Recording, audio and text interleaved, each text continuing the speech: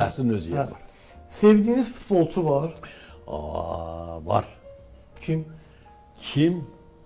Maradona. Yok.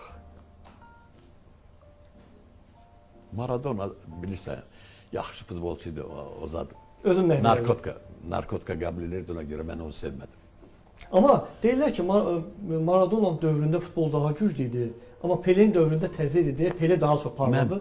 Pele'dir mənim üçün ən güclü. Pele insan kimi də bir insan idi. Mən 1966-cı ildə Pele'nin SSR ilə birlikdə Braziliyanın oyununa qulaq asmışam. Mən onda Moskvada idim. Cavan oğlan idim. Getdik, bilet aldıq. Ki baxmısınız canlı. Baxmışam. Qarınça vardı. Ayağının biri bu candaydı, biri də belə. Qısaydı ayağı. Hə, biri ikisiydi. Nətər qaçırdı, nətər... Bu Pele'dən sual verirlər. Siz neçə gol verir? Dedi, neçəsini istəsək bir evə gol vuracaq.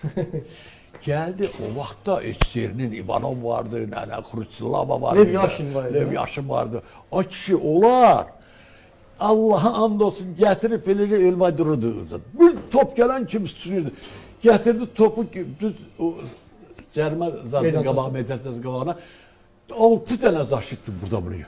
Hələ deyirlər. 50 de benimle koydu da başının üstüne aşırdı da topu. Gitti gol vurdu. Bunu canlı görmüşsünüz. Bunu görmüşəm ben. Maraqlıdır. Pele ve Qarinça.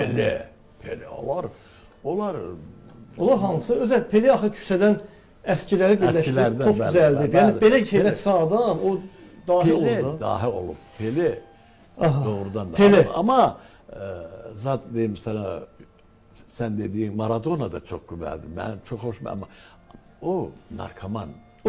O narkotika ilə gedir. Əli ilə qol vurmuşdu. Deyir bu Tanrının əli idi. 86-cı ildə. Mən görmüşəm onu. Yox, indi bir şey var. Orada 2 qol vurub. Birinci o hamını keçib vurdu. Birinci qolunu əlinlə vurdu. Dedi bu Tanrının əli idi. İkinci də hamını keçdi vurdu. Yəni sübut edir ki, mən belə də vura bilərəm. Axı birinci yalançı sayılır, amma onu qəbul edə bilər. Çox, o da belə, belə deyə bilmər.